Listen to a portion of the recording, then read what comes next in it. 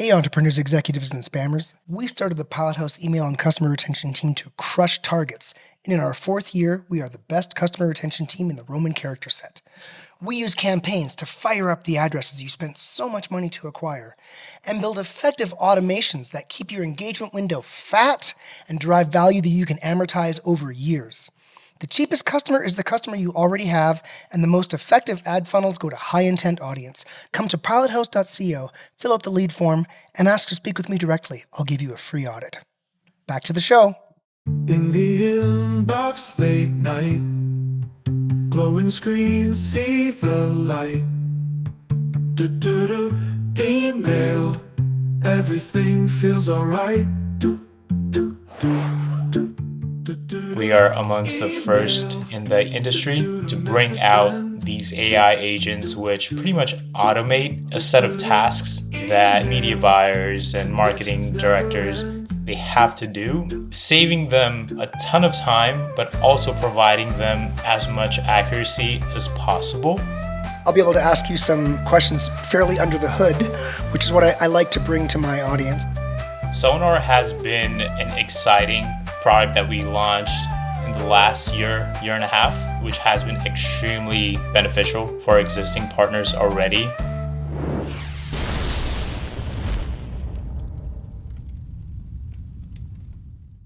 It's the world's best email and retention podcast, and I'm your host, Jordan Gordon. We are a member of the DTC network of podcasts and the philosophical home of the Pilot House email and customer retention team. If you're interested in adding the sweet nectar of low-cost revenue to your digital ecosystem, please subscribe today on your favorite podcast app. Today, I am joined with Malav Pandya from Triple Whale. Malav, nice to see you. Have I pronounced your name correctly? Yeah, no, you pronounced it correctly. Thanks, Jordan. Thanks for having me on. I'm glad to have you here. It was a bit of a back and forth, but we finally got you in.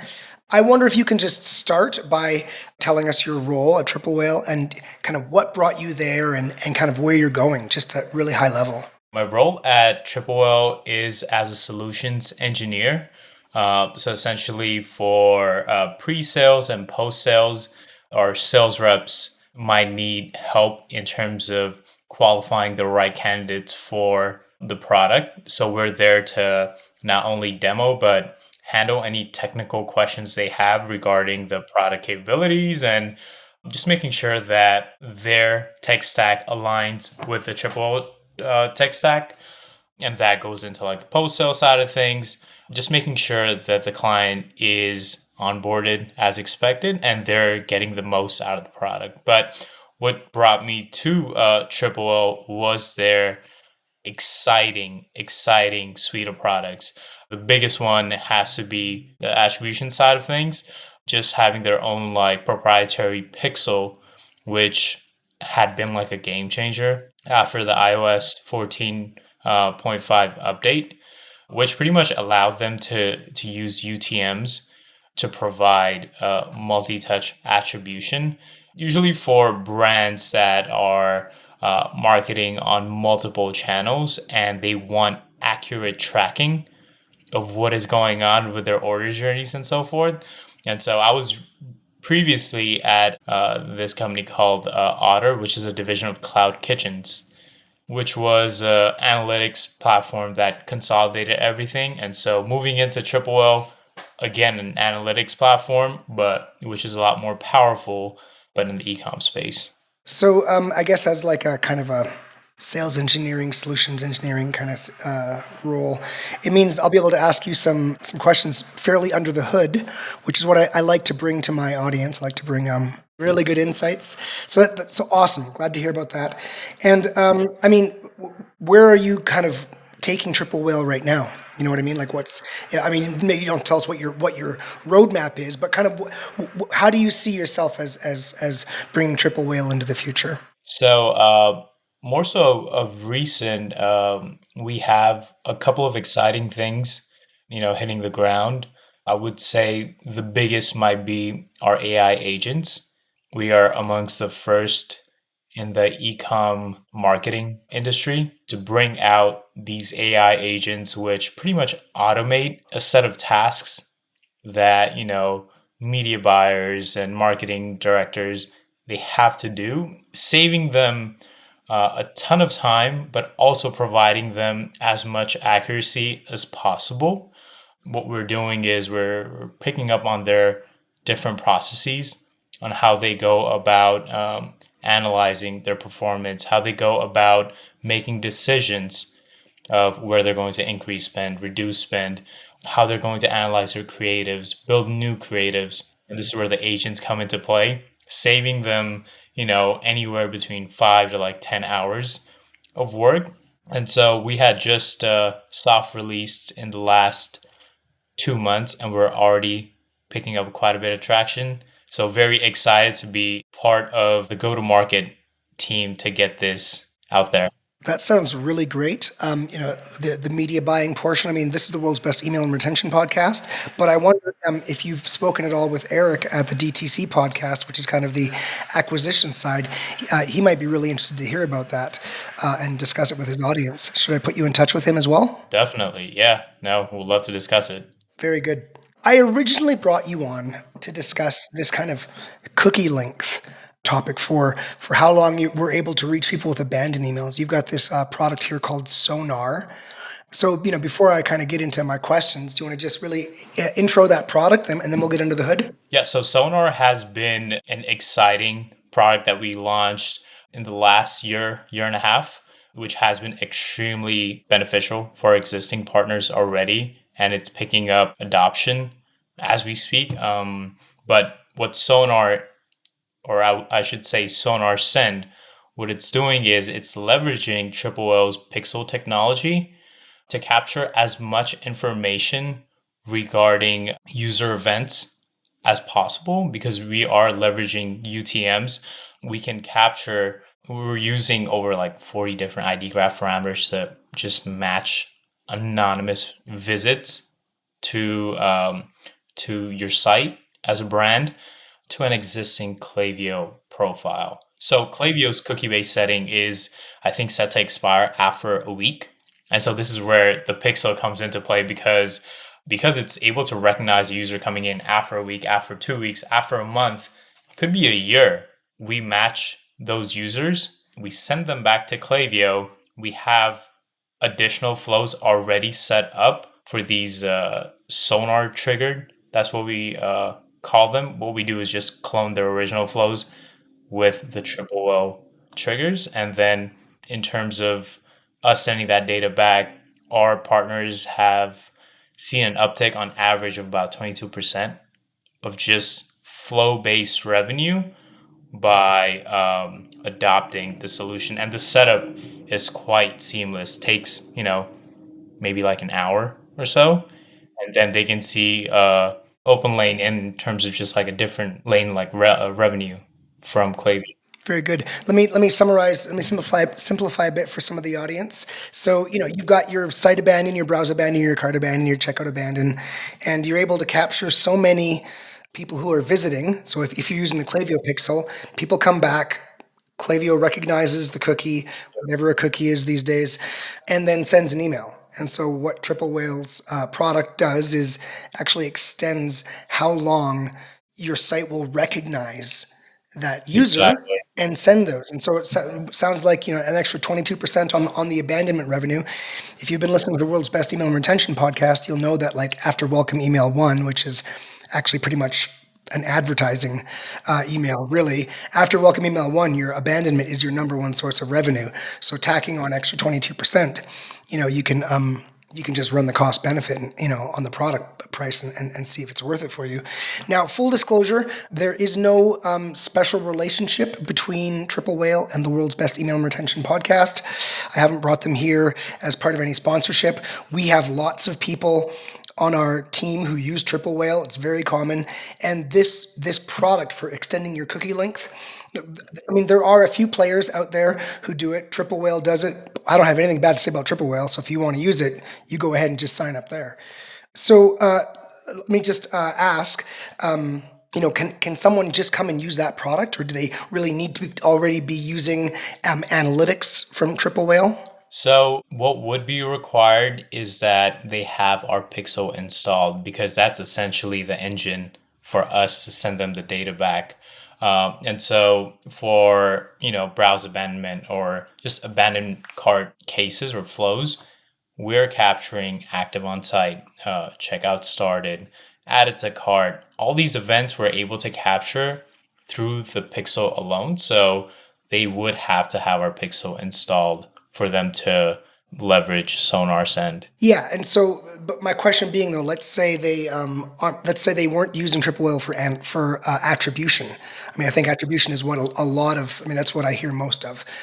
So I wouldn't need to be an attribution customer to use Sonar, correct? Yeah, you can choose not to use the pixel for the attribution, although we would highly recommend that they do because we give them a bigger picture with that. But yeah, as long as they have our pixel installed, they could choose not to use our attribution, but still use our data to feed back into Klaviyo to go after these users that they originally would have missed because of cookie limitation. Okay, well, look, let's pull on that thread then while we're there and say, hey, why would they also use attribution, right? And just go down that path a bit. So, I like to think about kind of a few different layers to activity.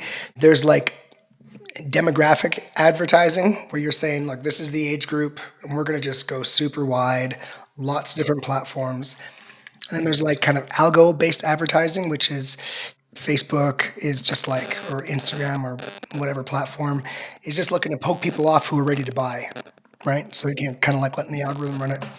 And then below that, basically CRO. I mean, I see like automated emails like abandonment. I just see that as CRO, right? It's even though you're just using email for that. In a way, so we're the world's best email retention podcast. So if we just think about email for a second, and by the way, everybody out there, when I say email, I often mean the email and SMS, right? But so, you've got email that's doing this CRO function, which is what we just discussed. But also, every time there's like a quarterly launch, big new product, you're doing a max wide email to buyers, to prospects, to everybody to reinforce the brand message, right? And to just kind of get the really high quality visits for that, maybe higher quality than someone who's just like super super top of funnel. And so it kind of just stretches what email is doing up at least to the middle of funnel. Can you just talk about how your attribution product would help us understand that max wide branding activity in email, how it affects the rest of the digital ecosystem, and also like making sure that we're not confusing the CRO stuff, like, and realizing they're kind of two different activities. Do you want to maybe just discuss that with the audience and get them excited about some attribution? Sure thing. No, that's a great question. So when it comes to attribution for top of funnel, bottom of funnel, this is where the triple whales multi-touch attribution models come into play. We have about 7 different models to choose from. And in terms of looking at the effectiveness of top of funnel or bottom of funnel, we have first click, last click. But because we're leveraging the UTMs, for us to provide, let's say, our brands a full picture of what is going on when they receive the first email to the last search on Google that made them move forward with the conversion. Giving them that order journey becomes extremely clear with our attribution dashboard. And so for every conversion that comes in with the pixel, we're able to track it down to that first email from Klaviyo, to like a Facebook ad, to a Google search. And so when it comes to the proper attribution at a top down level compared to what you're just getting from, let's say, Klaviyo or Meta, those metrics I would say might be underreporting or overreporting because they don't have transparency or visibility into the user journeys on the other platforms. And so this is where Triple Whale's pixel attribution comes into play in terms of just seeing the effectiveness of, like, let's say, an email campaign, how it's performing top of funnel. And yeah, using our attribution models along with like the different parameters we have for like setting the right attribution window could be extremely beneficial for tracking purposes. And you'd be setting that window kind of based on what the brand thought their kind of purchasing cycle was, that kind of thing. Exactly. Yep. So when we think about like when I think about the way it used to be everyone just used Google Analytics 4. And first of all, I'll just say at this point, GA4 is like pretty much garbage. I don't spend a lot of time in there. Sometimes we'll get a client and they won't have anything else, and we'll want to set up a tool like Triple Whale. But then, I mean, it's going to take a year to start getting year-over-year comparables, and we're just in this kind of awkward situation where we're, kind of waiting for it to really just fill up. A year's a long time to wait. Now, when I look at inside of GA4, what I'm seeing is, sometimes 2/3 of it is like unknown or whatever it is, right? It's like, you know what I mean? 2/3 is A lot unknown. of gray area. There's a lot of gray area. Yeah. And then so you're thinking, okay, what am I going to do? This is now a pretty technical question. What am I going to do? Am I going to just back all that out and then do a share of total with the third that's left? And so what I wonder if you can talk about for a second, because I'm very curious about this with your tool, is like, are you dealing with that same set, and you're using machine learning and artificial intelligence to regress off of the data that you do have and then apply that? Or do you actually have a different set of data than Google Analytics would be collecting?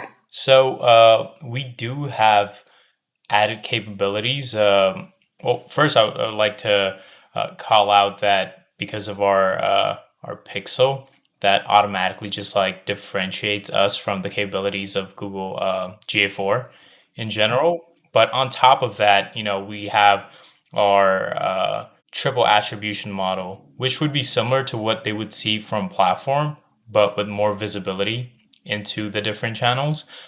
First click, last click. But on top of that, we have a model called Total Impact, which leverages a post-purchase survey. So based on the answer from a post-purchase survey, we use AI and machine learning to reconcile with our triple attribution model to provide as much accuracy as possible into where the credit is given for the conversion. So this model would differentiate us, I guess, in terms of what's in the market out right now. That is really interesting. I mean, I'm not a triple whale power user, so I'm sure that our buyers would be aware of that. But that's interesting. I've never heard of that before, and it's really smart to kind of get some kind of discrete data on the tail end to educate the model. Yeah, really cool. So you talk about the triple model. What did you call it? Sorry, Triple attribution model. Can you talk a bit more about what that is? Sure thing. So this is where we provide 100% credit to each of the different channels involved in the order journey. This would be the attribution model that you would compare to what, let's say, Facebook is telling you, to what Google is telling you, all these different channels. So in our attribution page, actually, after each of the pixel columns, we have the channel reported ROAS, the channel reported click-through rate. So this would give our users clarity and side-by-side comparison of what the channels themselves are reporting and what we're reporting with our triple attribution model. So they would know there and then if let's say Meta's over-reporting or under-reporting.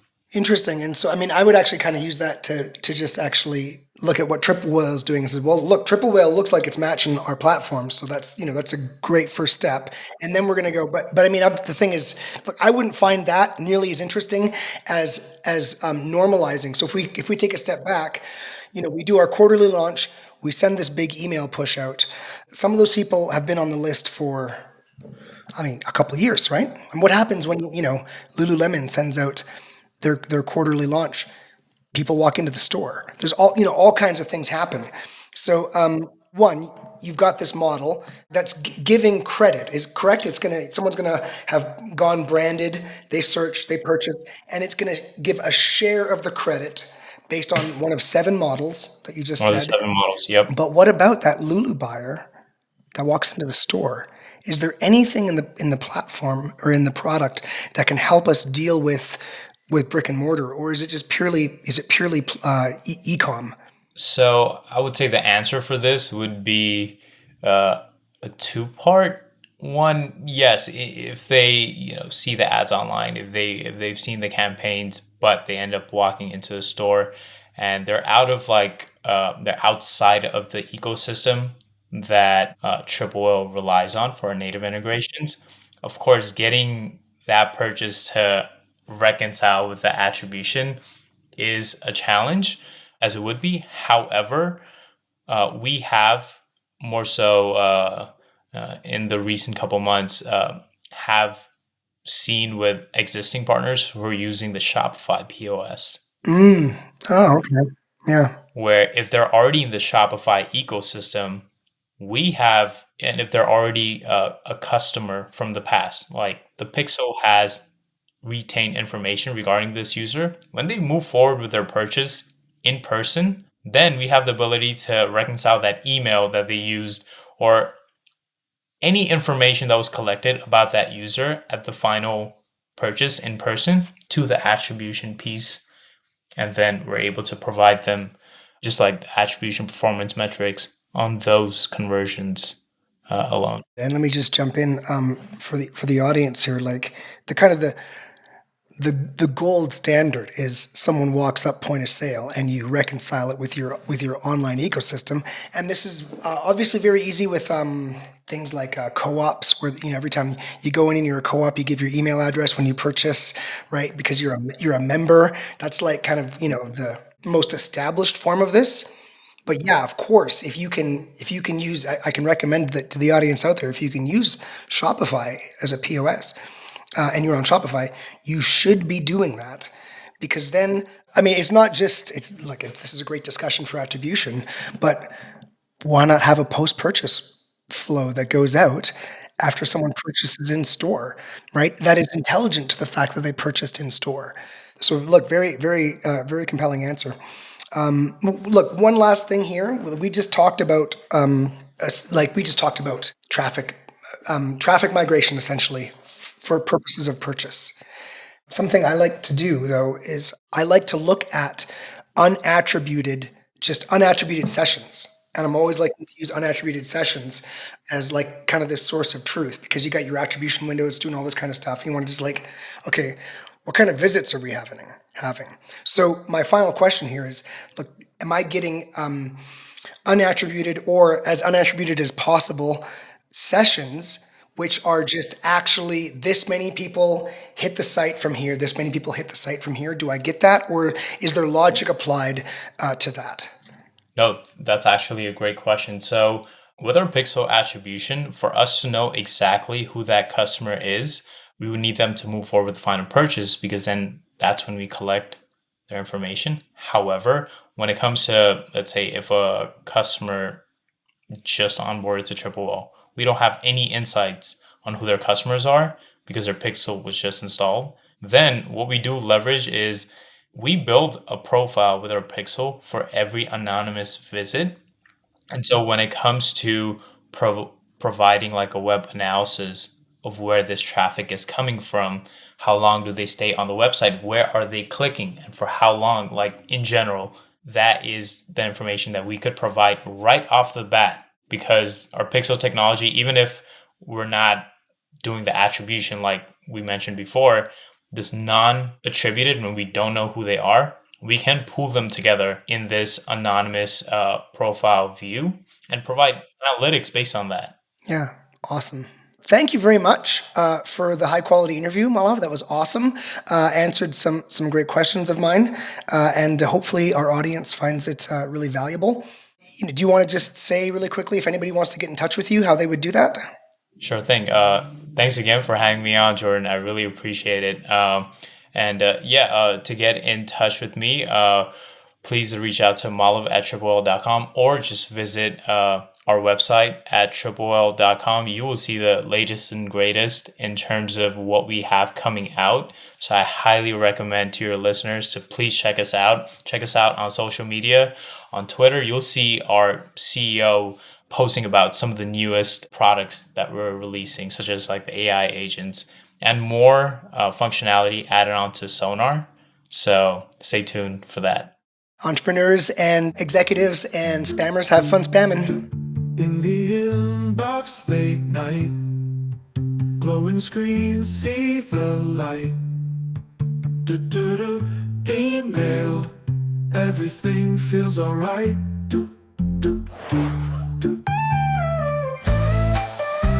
Hey entrepreneurs and spammers, remember, you can't scale without email, and the cheapest customer to acquire is the customer you already have. So please subscribe to the world's best email and retention podcast and learn how to make low-cost revenue a big part of your digital ecosystem.